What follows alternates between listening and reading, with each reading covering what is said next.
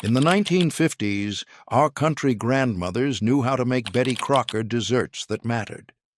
Their work in the kitchen didn't just feed families, they made burnt sugar cake and Starlight Double Delight from scratch that brought joy to every table. Then boxed mixes arrived, and these treasured desserts vanished. Let's rediscover 30 forgotten Betty Crocker desserts before they're lost forever.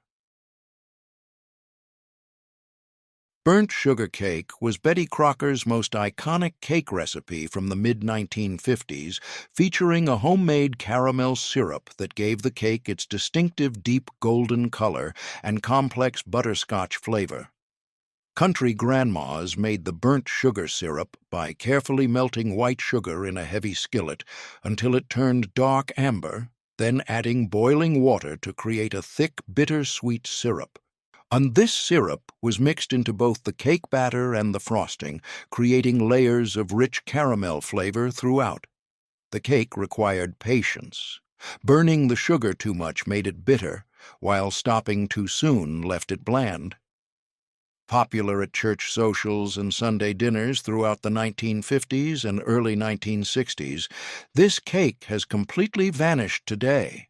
Most modern bakers have never heard of it, and the technique of making burnt sugar syrup is rarely taught anymore.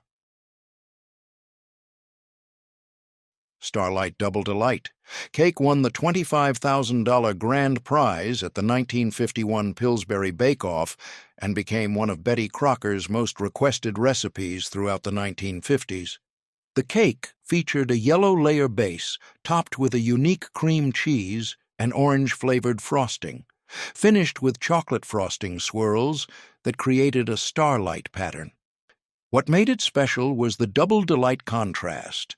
The bright citrus cream cheese layer, paired with rich chocolate, created a flavor combination that thrilled 1950s dinner party guests.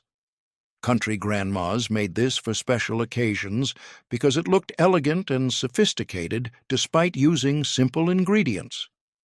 The cream cheese frosting was revolutionary at the time, as cream cheese desserts were just becoming popular in American home kitchens.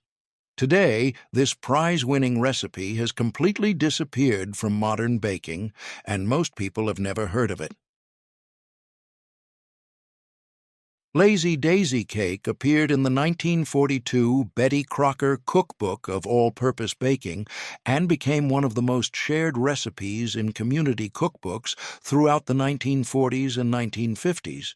And this hot milk sponge cake was topped with a broiled coconut brown sugar topping that caramelized under the broiler, creating a crunchy, sweet crust over the tender cake. The name Lazy Daisy came from how simple it was. No fancy frosting, no layers to stack, just one quick cake with a broiled topping. Country grandmas loved it because they could mix it in one bowl, bake it in a square pan, and finish it under the broiler in minutes. The broiled topping used butter, brown sugar, coconut, cream, and sometimes chopped nuts, spread over the hot cake and broiled until bubbly and golden. Today, this southern favorite has been completely forgotten. What's coming next, you won't even believe existed. Before we move on, many of you asked in the comments where to find these recipes. We even received tons of email, too, so we published these recipes on our website.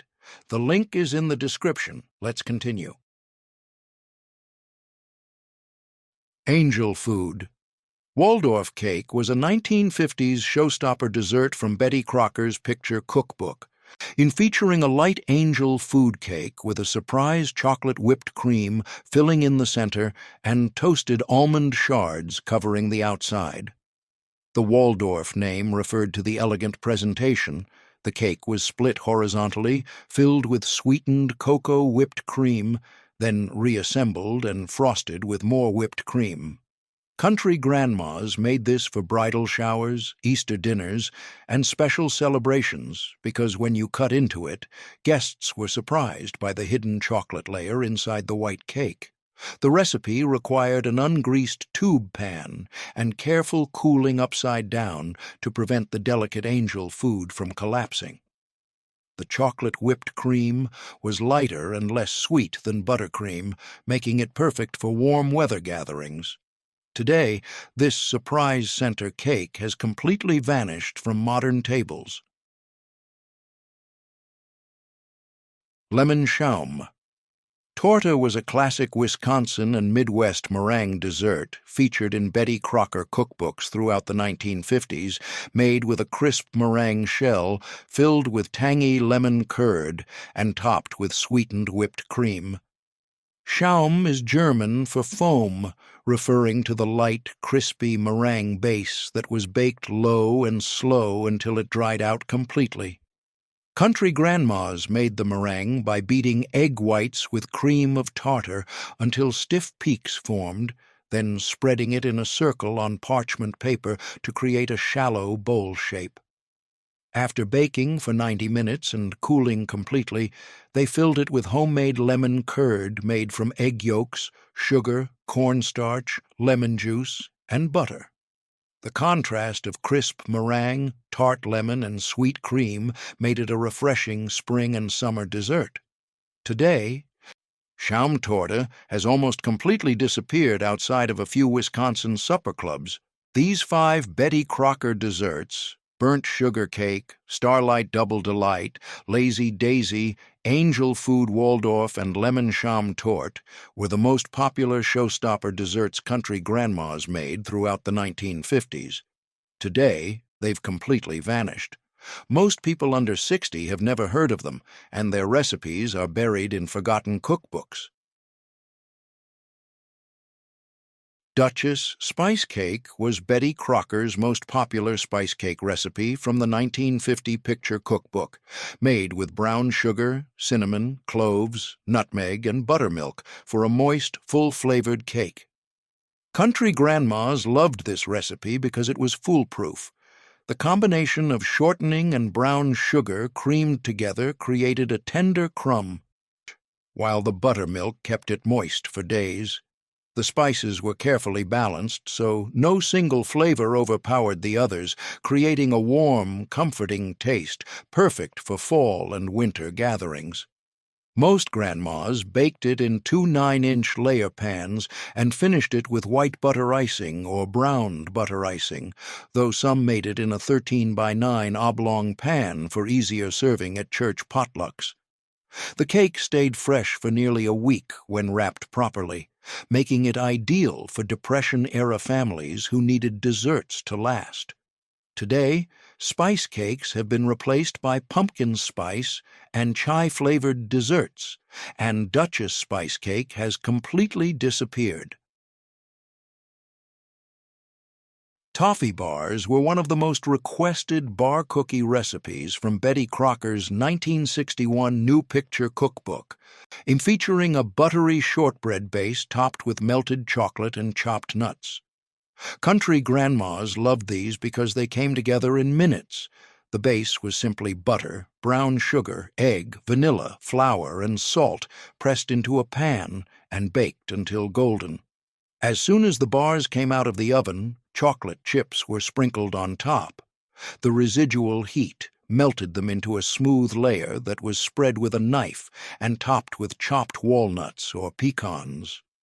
The combination of crisp, buttery base, smooth chocolate, and crunchy nuts made them irresistible at bake sales, holiday cookie exchanges, and family gatherings. The bars cut cleanly into neat squares and could be stored in tins for over a week. Today, toffee bars have been replaced by brownies and blondies, and few bakers remember this classic Betty Crocker recipe. Applesauce. Cake was a Depression-era favorite that remained popular throughout the 1950s, featured in Betty Crocker's 1950 picture cookbook as a moist spice cake made with homemade unsweetened applesauce, raisins, and walnuts. Country grandmas made thick applesauce by cooking tart apples with a little water until mushy, then pressing them through a sieve or food mill. The applesauce replaced some of the fat and added natural sweetness and moisture, making the cake incredibly tender and long-lasting. Spices like cinnamon, cloves, and allspice gave it warm flavor, while raisins and walnuts added texture and richness. The recipe specifically called for thick applesauce so the batter wouldn't become too wet, and grandmas would often drain excess liquid from their applesauce before measuring it. This cake was baked in a 13 by 9 oblong pan, making it perfect for feeding large families and church gatherings. Today, applesauce is mostly used in healthy baking substitutions, and this classic spiced version has completely vanished. Fudge meltaways were Betty Crocker's most requested chocolate cookie recipe from the 1961 cookbook, featuring soft, fudgy chocolate cookies that literally melted in your mouth with a smooth chocolate frosting on top. Country grandmas made these for Christmas cookie trays and special occasions because they looked elegant and tasted rich, despite using simple ingredients: butter, sugar, eggs, flour, cocoa, and vanilla. The cookies were dropped onto baking sheets and baked until just set, leaving them soft and tender. Once cooled, they were topped with a thin chocolate frosting made from butter, cocoa, powdered sugar, and milk. The name meltaways came from their incredibly soft, tender texture. They weren't crisp or chewy, but dissolved on the tongue like fudge. These cookies needed to be stored in a single layer with wax paper between them to prevent the frosting from smearing. Today, fudge meltaways have been completely forgotten, replaced by brownie bites and cake pops. Black Midnight Cake was Betty Crocker's darkest, richest chocolate cake recipe from the 1950s picture cookbook, made with extra cocoa and boiling water to create an intensely deep chocolate flavor and dramatic black color. Country grandmas made this for birthdays and special celebrations when they wanted to impress guests with a sophisticated adult chocolate cake. The secret was adding boiling water to the batter at the very end, which bloomed the cocoa and created an incredibly moist, tender crumb. The cake was so dark it looked almost black when baked, hence the name Black Midnight. Most grandmas frosted it with fluffy White Mountain frosting, a boiled meringue frosting, to create a dramatic black and white contrast, though some used chocolate buttercream for a double chocolate experience. The cake stayed moist for days and actually tasted better the second day after the flavors had time to develop. Today, this sophisticated chocolate cake has been replaced by generic chocolate cake recipes and has completely disappeared. These 10 Betty Crocker desserts, from burnt sugar cake to Black Midnight Cake, were the most popular country grandma desserts throughout the 1950s and early 1960s. Every church potluck, Sunday dinner, and holiday gathering featured at least one of these classics. Today, they've completely vanished, replaced by boxed mixes and modern trends. Chocolate Bavarian Torte was an elegant layered dessert from Betty Crocker's 1950s cookbooks, featuring delicate sponge cake layers soaked in coffee syrup, filled with rich chocolate Bavarian cream, and topped with whipped cream and chocolate shavings. Country grandmas made this for special dinner parties and anniversaries because it looked impressively sophisticated despite being made from simple ingredients. The Bavarian cream filling was made by dissolving gelatin in hot coffee, mixing it with melted chocolate, sugar, and egg yolks, then folding in whipped cream to create a light mousse-like texture. And the sponge cake layers were baked thin and brushed with sweetened coffee while still warm, which kept them moist and added subtle coffee flavor that complemented the chocolate.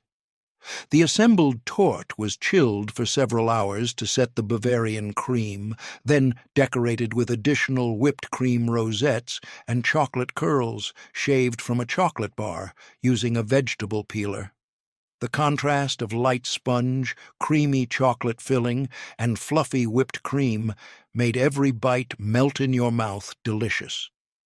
This dessert required advanced planning since it needed several hours of chilling time, making it perfect for special occasions when grandmas wanted to prepare ahead.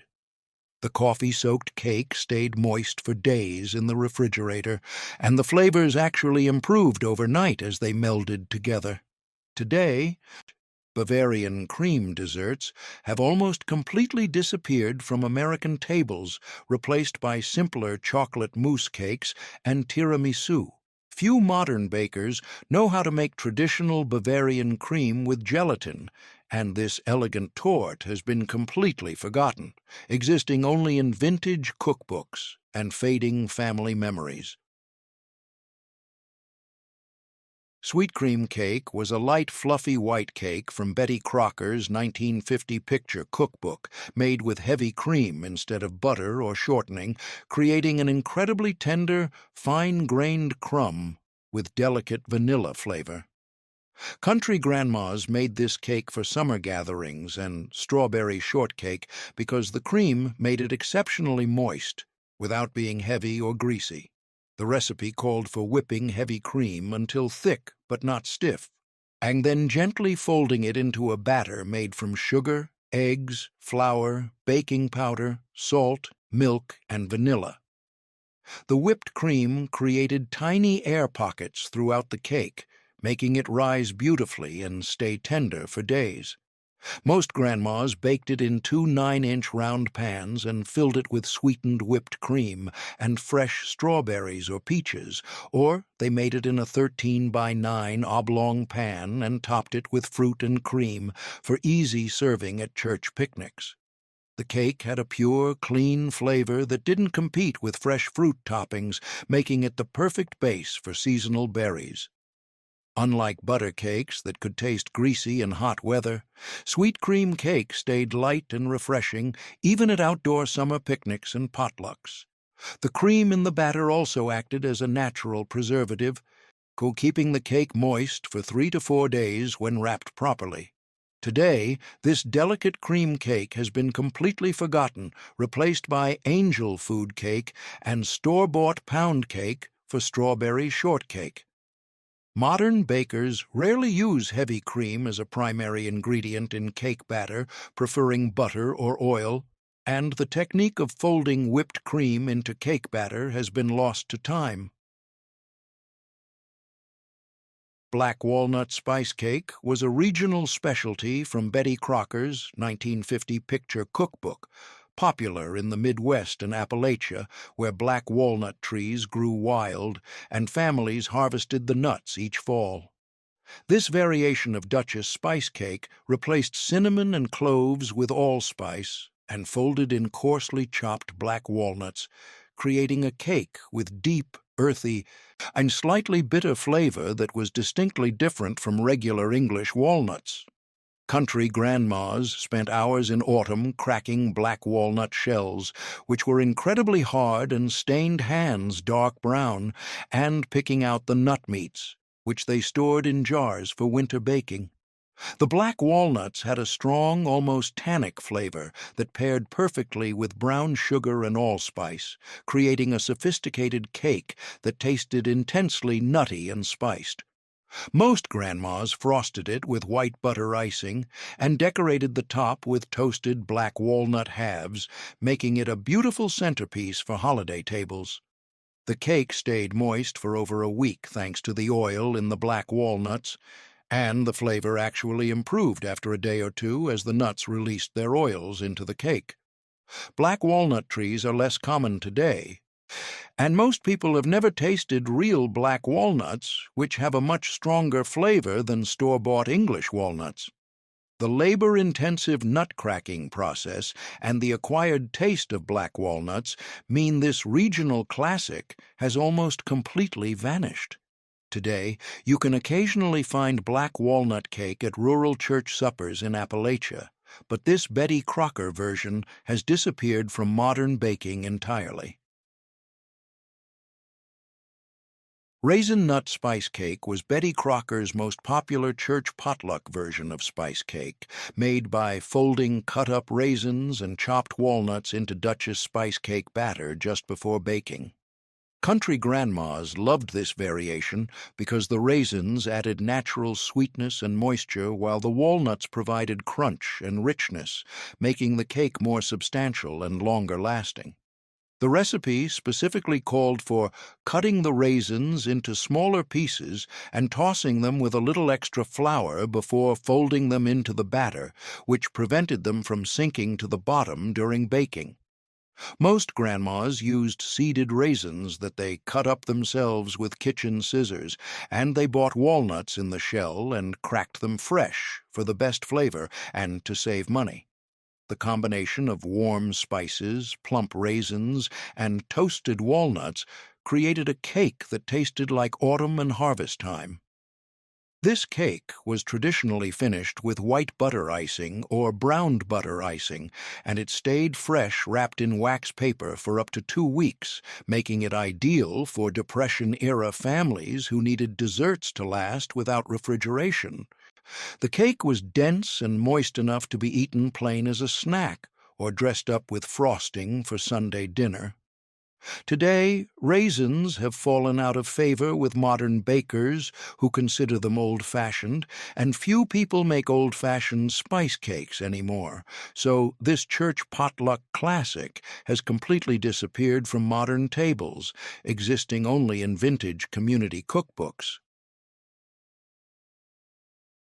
New Banana Cake was Betty Crocker's updated banana cake recipe from the 1950 picture cookbook made with mashed ripe bananas, buttermilk, and chopped nuts using the revolutionary quick mix method, where everything was beaten together in one bowl instead of the traditional creaming method.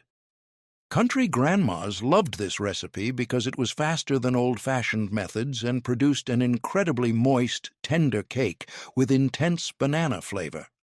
The recipe called for very ripe bananas, the kind with brown spots and soft flesh that most people would throw away, which were mashed smooth and added directly to the batter along with half the buttermilk, creating natural sweetness and moisture. The buttermilk reacted with baking soda to create a light, fluffy texture, while the mashed bananas kept the cake moist for days without drying out. Most grandmas added chopped walnuts or pecans for crunch and frosted it with either cream cheese frosting or chocolate buttercream, both of which paired beautifully with banana. This cake became popular during the Depression when overripe bananas were cheap or free from grocery stores, and thrifty housewives needed ways to use them up before they spoiled completely. The cake was baked in 2 9-inch round layers or a 13 by 9 oblong pan. In making it versatile for any occasion from birthday parties to church socials. Today, banana cake has been almost entirely replaced by banana bread and banana muffins, and this classic layer cake version has completely vanished from modern baking. Most people don't even know that banana cake used to be a popular layer cake option for celebrations. These 5 elegant desserts, chocolate Bavarian torte, sweet cream cake, black walnut spice cake, raisin nut spice cake, and new banana cake, showcased country grandma's baking skills throughout the 1950s. Each required special techniques and quality ingredients.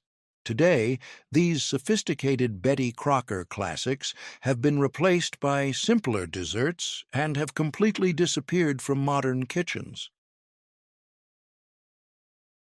Araby Spice Cake was an exotic variation from Betty Crocker's 1950 picture cookbook featuring Middle Eastern-inspired spices including cardamom, cinnamon, and ginger, creating a warmly spiced cake with mysterious aromatic flavor that was considered sophisticated and worldly.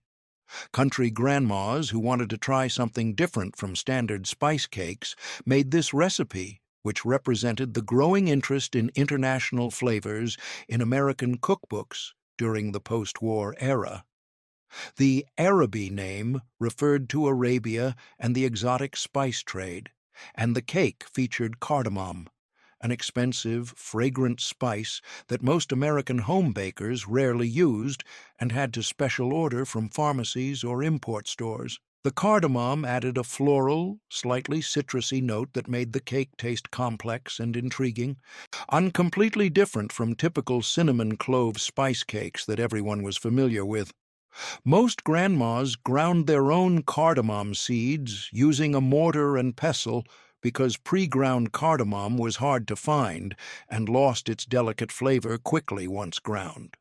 The cake was mixed using the traditional creaming method with butter, brown sugar, eggs, buttermilk, and flour, then baked in layers and frosted with white butter icing, or left plain and dusted with powdered sugar for a simpler presentation. The aromatic spices filled the house with an exotic fragrance while baking, making guests curious about the mysterious cake before they even tasted it.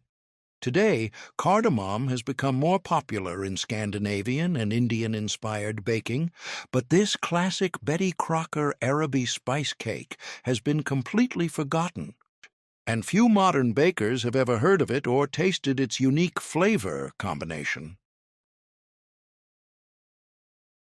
Chocolate drop quickies were Betty Crocker's fastest no-bake cookie recipe from the 1961 New Picture Cookbook, made by melting chocolate chips with sweetened condensed milk, then stirring in crushed graham crackers and dropping spoonfuls onto wax paper to set at room temperature. Country grandmas made these when they needed cookies in a hurry for unexpected guests or last-minute bake sales because they required no oven and were ready to eat in just 30 minutes from start to finish. The recipe was absolutely foolproof. Even young children could make them without supervision, and used just 4 basic ingredients: chocolate chips, sweetened condensed milk, graham cracker crumbs, and vanilla extract. The chocolate mixture was melted on the stovetop in a saucepan or in a double boiler to prevent scorching. Then the graham cracker crumbs were stirred in to create a thick, fudgy mixture that was dropped by rounded spoonfuls onto sheets of wax paper. As the chocolate cooled and set, the cookies became firm enough to handle and stack, but stayed soft and fudgy inside, never getting hard or crispy. Most grandmas added chopped nuts, shredded coconut, or extra vanilla for variety, and some rolled the finished cookies in powdered sugar or cocoa powder for a prettier presentation at cookie exchanges. The cookies stayed fresh for weeks when stored in an airtight tin with wax paper between layers, making them perfect for holiday cookie trays and gift-giving. Today, no-bake cookies typically mean peanut butter oatmeal varieties or Rice Krispie treats, and these chocolate graham cracker quickies have completely vanished from modern cookie exchanges and holiday baking traditions. Date and Nut Squares were classic bar cookies from Betty Crocker's 1961 cookbook, featuring a buttery oat crust topped with a sweet date walnut filling, creating chewy, caramel-like bars that were popular at holiday cookie exchanges throughout the 1960s. Country grandmas made these throughout fall and winter because dates were considered a special treat during the holiday season, and the bars stayed fresh for weeks when stored properly in tins.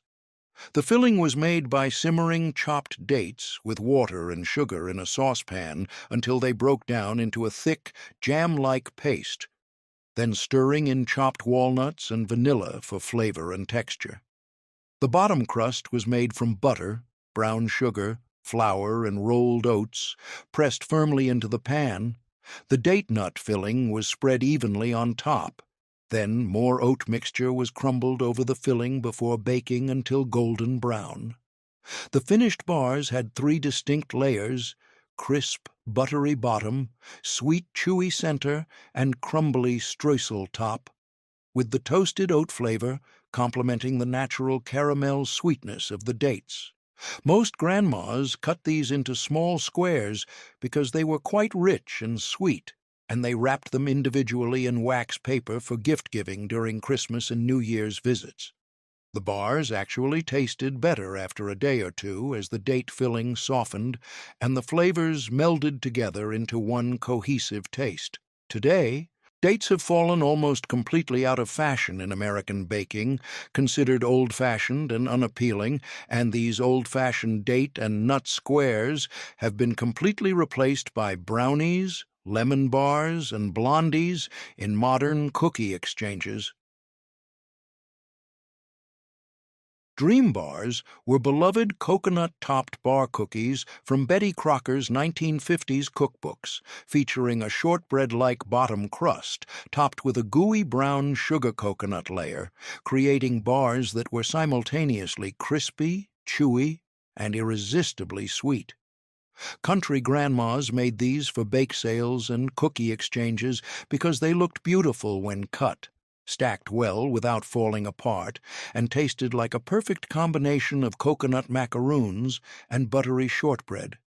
The bottom layer was a simple mixture of butter, flour, and a little sugar pressed firmly into the pan and pre-baked until lightly golden and set. The topping was made by beating eggs with brown sugar until thick and foamy, then stirring in flour, baking powder, vanilla, shredded coconut, and chopped walnuts or pecans before spreading it carefully over the pre-baked crust. During the final baking, the topping puffed up and turned deep golden brown, creating a chewy, caramel-like layer that contrasted beautifully with the crisp, buttery shortbread base underneath. The bars were best when cooled completely in the pan before cutting. Warm bars were too soft and sticky and would fall apart when cut. Most grandmas cut them into small rectangles about 1 by 2 inches and stored them in tins between layers of wax paper to prevent sticking. The name Dream Bars came from their dreamy texture and flavor, the perfect combination of buttery, sweet, nutty, and coconut that made them absolutely irresistible.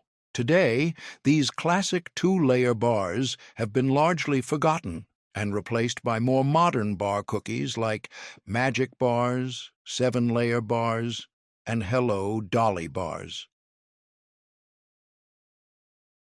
Brown sugar drops were simple, old-fashioned drop cookies from Betty Crocker's 1950 picture cookbook, made with butter, brown sugar, eggs, vanilla, and flour, creating soft, cake-like cookies with deep molasses-like flavor and tender texture. Country grandmas loved these because they required just one mixing bowl, used basic pantry staples that every household kept on hand, and produced dozens of cookies that stayed soft and chewy for days when stored in a covered tin. The recipe used only brown sugar, no white sugar at all, which gave the cookies their distinctive caramel-like taste and soft, moist texture. Since brown sugar naturally contains more moisture than granulated white sugar. Most grandmas creamed the butter and brown sugar together by hand with a wooden spoon until light and fluffy, then beat in eggs and vanilla before stirring in the flour, salt, and a little baking soda for rise. The dough was dropped by rounded spoonfuls onto greased baking sheets and baked until just barely set in the center. Overbaking made them hard and crispy instead of soft and tender.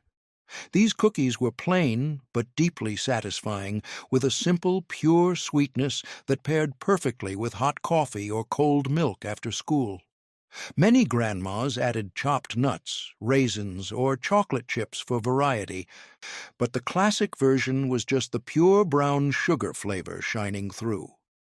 Today, brown sugar cookies have been completely replaced by chocolate chip cookies, sugar cookies, and snickerdoodles, and these humble brown sugar drops have completely disappeared from modern cookie jars and family recipe boxes. The final 5 desserts, Araby spice cake through brown sugar drops, complete 20 authentic Betty Crocker recipes that defined country grandma baking throughout the 1950s and early 1960s. Each one was made from scratch with simple ingredients and careful technique. Today, all 20 have vanished, replaced by boxed mixes and modern convenience baking. Lemon chiffon pie was an elegant cloud-like dessert from Betty Crocker's 1950s cookbooks. I'm featuring a graham cracker crust filled with fluffy lemon filling made from egg yolks, lemon juice, gelatin, and whipped egg whites, creating an incredibly light, mousse-like texture that was refreshing and sophisticated. Country grandmas made this for spring and summer gatherings because it was refreshing, not too heavy after a big meal, and could be made a day ahead and kept in the refrigerator until serving time. The filling was made by cooking egg yolks with sugar, lemon juice, fresh lemon zest, and water in a double boiler until thick like custard, then dissolving unflavored gelatin in the hot mixture to help it set. Once the custard base cooled to room temperature, but before it started to gel, stiffly beaten egg whites were folded in gently with a rubber spatula to create the signature airy, a chiffon texture that gave the pie its name. The pie was poured into a pre-baked graham cracker crust made from crushed graham crackers, melted butter, and a little sugar, then chilled for several hours or overnight until completely set and firm enough to slice cleanly. Most grandmas topped it with sweetened whipped cream, piped in decorative rosettes, and thin curls of lemon zest for an elegant presentation that impressed dinner guests. Today, lemon chiffon pie has been almost completely replaced by key lime pie and classic lemon meringue pie on restaurant menus and in home baking. Few modern bakers make chiffon pies anymore because gelatin-based desserts fell dramatically out of fashion in the 1970s and 1980s when they became associated with aspic and molded salads. Charlotte Russe was an elegant French-inspired dessert from Betty Crocker's 1950s cookbooks, featuring delicate ladyfinger cookies arranged vertically around the sides of a mold, filled with rich Bavarian cream or stabilized whipped cream, and chilled until set into a beautiful molded dessert. Country grandmas made this for special dinner parties, bridal showers, and holiday celebrations because it looked incredibly sophisticated and impressive despite being made from relatively simple ingredients that most households already had. The traditional version used a special Charlotte mold, a round, straight-sided pan with slightly flared sides, but most American grandmas improvised with spring-form pans or even deep cake pans lined carefully with wax paper for easy unmolding. The lady fingers, which were light, sponge-like, finger-shaped cookies, were stood upright around the inside edge of the mold, creating a decorative border that would be revealed when the dessert was unmolded. The center was filled with vanilla Bavarian cream made from cooked custard, dissolved gelatin, and whipped cream folded together, or sometimes just stabilized, sweetened whipped cream flavored with vanilla extract and a little dissolved gelatin to help it hold its shape. The dessert was covered and chilled in the refrigerator for at least 4 hours, or overnight until the filling set firm enough to hold its shape when unmolded onto a serving plate. Some grandmas made chocolate Charlotte Russe by adding melted and cooled chocolate to the filling, or strawberry charlotte by folding in crushed fresh strawberries that had been mixed with a little sugar. The dessert was served in slices like a layer cake, and each slice showed the pretty layered construction of crisp ladyfingers and creamy filling. The combination of crisp, slightly sweet ladyfingers gradually soaking up moisture from the creamy filling created an incredible texture contrast that changed subtly with each passing hour. The French name and elaborate presentation have been replaced by simpler desserts like cheesecake and tiramisu that achieve similar elegance with less fussy construction. This once popular Betty Crocker showstopper now exists only in vintage cookbooks and the memories of grandchildren who remember watching their grandmas carefully arrange those delicate ladyfingers around the mold. Banana pudding. Icebox cake was a no-bake Southern favorite featured in Betty Crocker's 1950s cookbooks, made by layering vanilla wafers, sliced ripe bananas, and rich vanilla pudding in a baking dish, then chilling overnight in the refrigerator until the cookies softened into a tender, cake-like texture. Country grandmas made this for summer gatherings and church potlucks because it required absolutely no oven, a tremendous blessing in hot weather when heating up the kitchen was unbearable, and it fed a crowd from 113 by 9-inch pan. The pudding was traditionally made from scratch on the stovetop with whole milk, sugar, cornstarch, egg yolks, butter, and vanilla extract, cooked while stirring constantly until thick and creamy enough to coat the back of a spoon. Some grandmas used packaged vanilla pudding mix for convenience, especially when making this for everyday family meals, though the homemade version tasted infinitely better with its rich, eggy custard flavor. The assembly was beautifully simple. A thin layer of pudding was spread in the bottom of a buttered baking dish. Then vanilla wafers were arranged in a single layer covering the pudding, followed by thinly sliced ripe bananas arranged in overlapping circles, then more pudding, and the layers were repeated until the dish was full, always ending with pudding on top. The dish was covered tightly with plastic wrap or aluminum foil and refrigerated overnight. The real magic happened during this time as the vanilla wafers slowly absorbed moisture from the pudding and bananas, transforming from crisp, crunchy cookies into soft, tender, cake-like layers that melted in your mouth. The next day, just before serving, the dessert was topped with mounds of sweetened whipped cream or a fluffy meringue topping that was quickly browned under the broiler for a golden finish. The combination of creamy vanilla pudding, sweet ripe bananas, and soft vanilla wafer cake layers created a dessert that tasted remarkably like banana cream pie without all the fuss and skill required to make proper pie crust. This dessert was absolutely best served cold on hot summer days, and any leftovers stayed fresh, covered in the refrigerator for 2 to 3 days, though it rarely lasted that long at family gatherings where everyone wanted seconds and thirds. Today, banana pudding is still made throughout the South and has even experienced a minor revival at trendy restaurants, but the icebox cake name and specific overnight chilling technique have been largely forgotten in modern recipes that assemble and serve the dessert immediately, missing the magical transformation. Pineapple. Upside down, cake was a retro showstopper from Betty Crocker's 1950s cookbooks.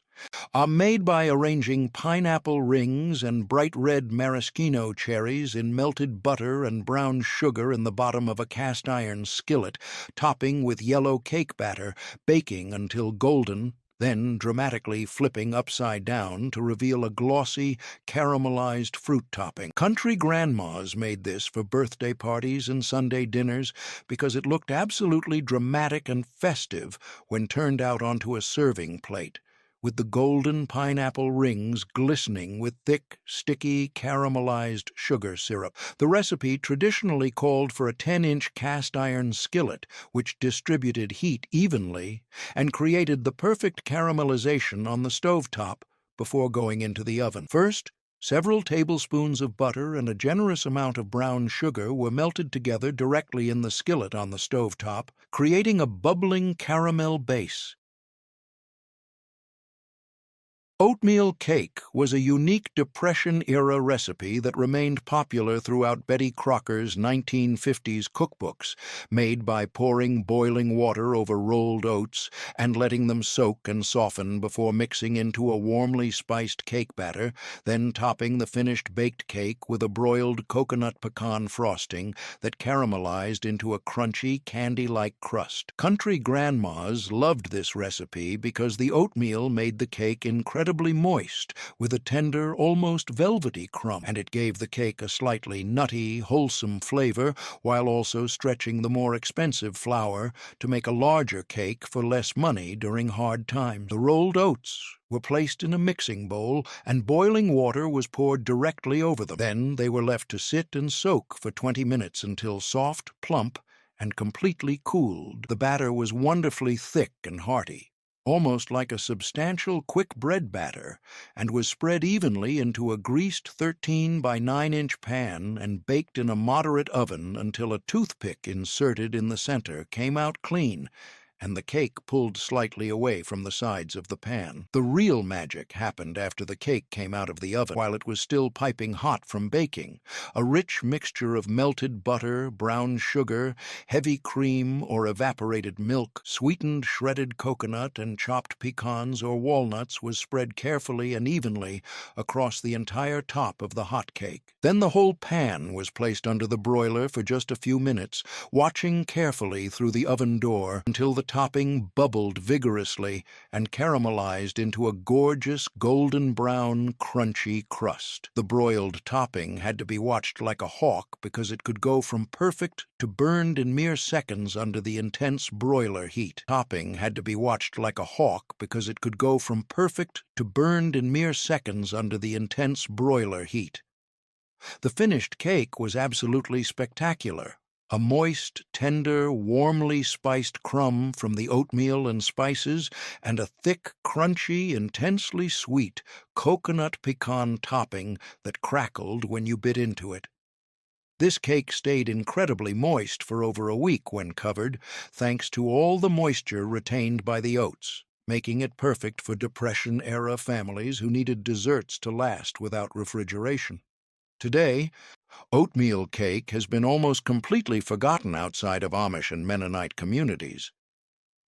These 5 desserts, lemon chiffon pie, Charlotte russe, banana pudding, icebox cake, pineapple upside-down cake, and oatmeal cake, were elegant no-bake and special occasion classics that showcased country grandma's creativity throughout the 1950s.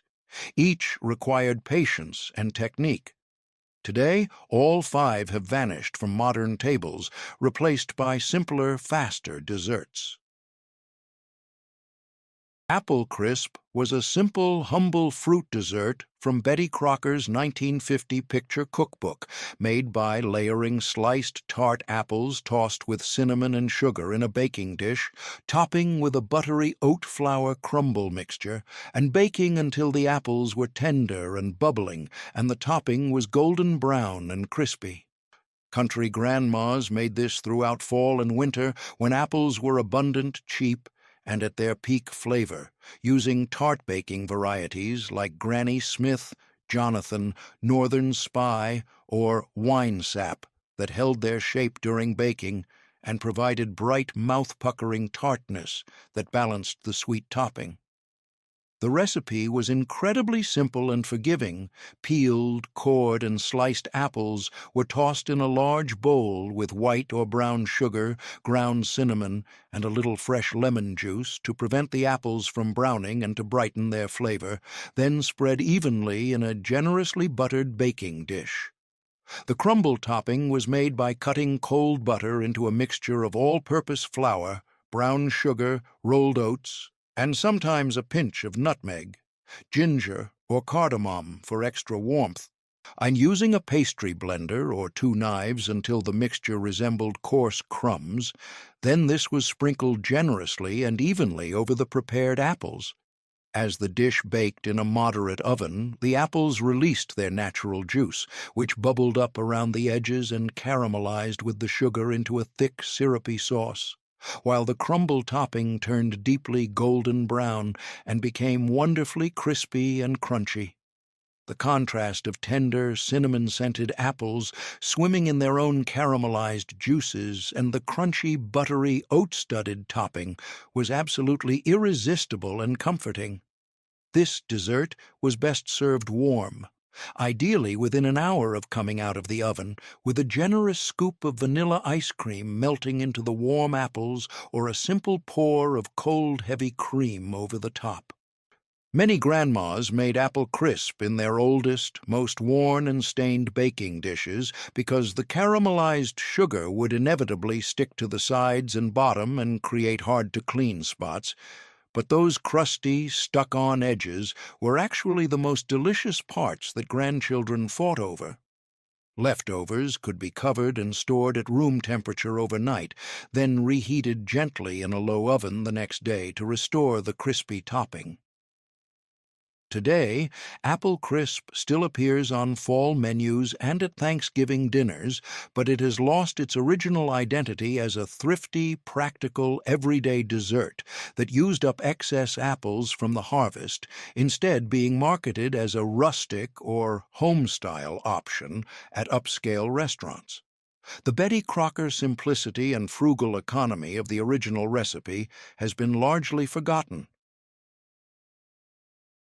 Russian tea cakes were delicate, melt-in-your-mouth butter cookies from Betty Crocker's 1950 picture cookbook, made with finely chopped pecans or walnuts mixed into a rich butter dough, rolled into small balls, baked until just barely set, then rolled twice in snowy powdered sugar while still warm to create a thick, sweet coating. Country grandmas made these for Christmas cookie trays, wedding receptions, and ladies' tea parties because they looked elegant and refined, stayed fresh for weeks when stored properly in airtight tins, and were surprisingly easy to make in large batches for holiday gift-giving. The dough was made by creaming room-temperature butter with sifted powdered sugar until light and fluffy, then mixing in vanilla extract, all-purpose flour, a pinch of salt, and very finely chopped nuts. The nuts absolutely had to be chopped almost to a powder, not chunky, for the signature fine, tender texture. The dough was chilled in the refrigerator for at least an hour until firm enough to handle without sticking, then rolled into uniform 1-inch balls and placed on ungreased baking sheets. The cookies were baked at a relatively low temperature until just set, but not at all browned. Browning would ruin the delicate, pale appearance and tender texture. The first roll in powdered sugar happened immediately when the cookies came out of the oven and were still hot, which created a base coat of sugar that stuck to the warm butter and melted slightly into the surface. After the cookies cooled completely to room temperature on wire racks, they were carefully rolled a second time in fresh powdered sugar to create the characteristic thick, snowy white coating that gave them their festive appearance. These cookies were known by many different regional names across America: Mexican wedding cakes in the Southwest, snowballs in the Midwest, butterballs in some areas, but Betty Crocker called them Russian tea cakes, a name that suggested they were meant to be served with tea at elegant afternoon social gatherings. The texture was incredibly tender, short and crumbly, almost sandy in the mouth, and the cookies literally dissolved on the tongue into buttery, nutty sweetness. The combination of rich butter flavor, toasted nut undertones, and sweet powdered sugar coating made them absolutely irresistible. It was impossible to eat just one. Most grandmas made enormous batches during the holiday season, often doubling or tripling the recipe, and stored the finished cookies in decorative tins between layers of wax paper, where they stayed perfectly fresh for up to a month.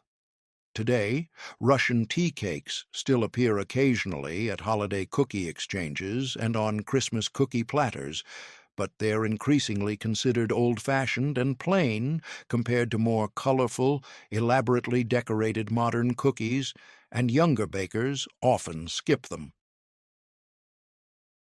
Spritz cookies were classic pressed butter cookies from Betty Crocker's 1950 picture cookbook, made with a rich, buttery dough that was pushed through a special cookie press to create perfectly uniform decorative shapes like wreaths, stars, flowers, rosettes, and Christmas trees on baking sheets. Country grandmas made these during the holiday season using treasured cookie presses that had been passed down through generations or received as wedding gifts, often stored in their original boxes and brought out only for special occasions. The dough was made from butter creamed with sugar until light and fluffy, then mixed with egg, vanilla extract, almond extract for depth of flavor, all-purpose flour, and just a pinch of salt. Importantly, no leavening agent was added because the cookies were meant to stay crisp and hold their intricately pressed shapes without puffing up or spreading during baking. The dough had to be exactly the right consistency, too soft, and it wouldn't hold the delicate pressed pattern. Too stiff, and it wouldn't push through the cookie press properly. Cookies baked very quickly at high temperature until just set and barely golden around the edges. Over-baking by even a minute made them hard, dry, and tough instead of crisp yet tender. The finished cookies were incredibly buttery, delicate, and absolutely addictive. Their plain appearance belied how delicious they were, and guests always reached for just one more. Last-minute fruitcake. Last-minute fruitcake was a recipe started with the beloved applesauce cake batter, flour, sugar, warm spices like cinnamon and cloves, shortening, eggs, but the amount of raisins was reduced to just half a cup to make room for the candied fruits. In standard loaf pans, or could be sliced and served the very same day.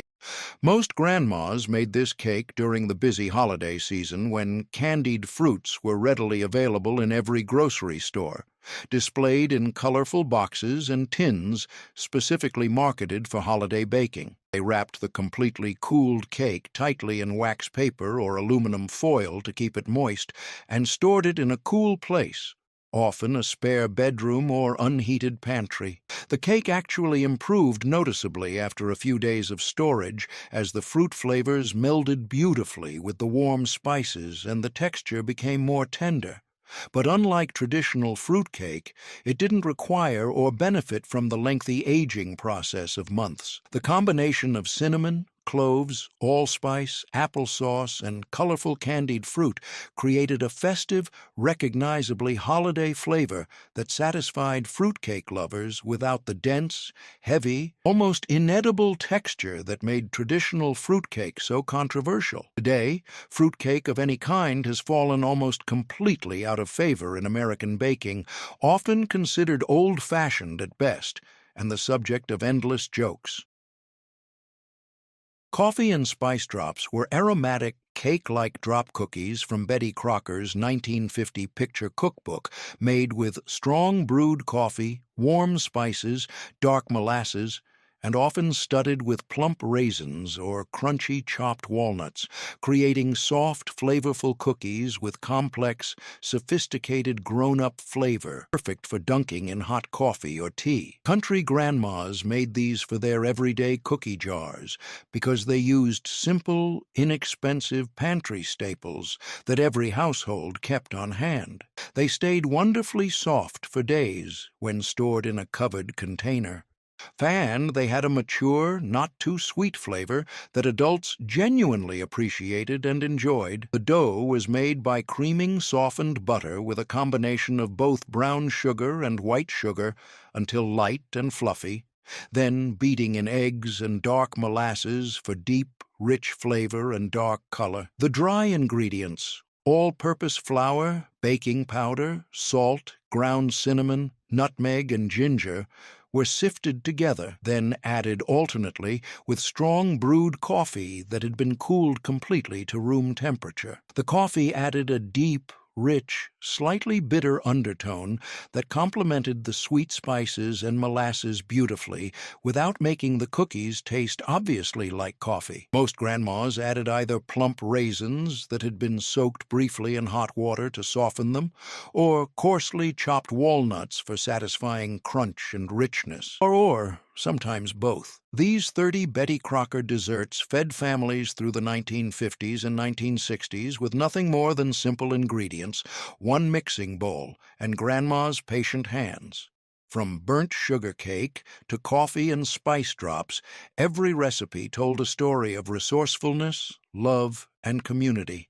Country grandmas made these desserts for church potlucks, Sunday dinners, birthday parties, and holiday gatherings, creating memories that lasted generations. Each cake was mixed by hand, every cookie was shaped with care, and nothing went to waste. Today, these recipes have vanished completely. Younger generations have never tasted Starlight Double Delight cake or watched a Charlotte Russe being unmolded. The techniques, folding beaten egg whites, broiling coconut toppings, pressing spritz cookies, are disappearing with each passing year. Boxed mixes replaced scratch baking, grocery store bakeries replaced grandma's kitchen, convenience replaced tradition, but something precious was lost.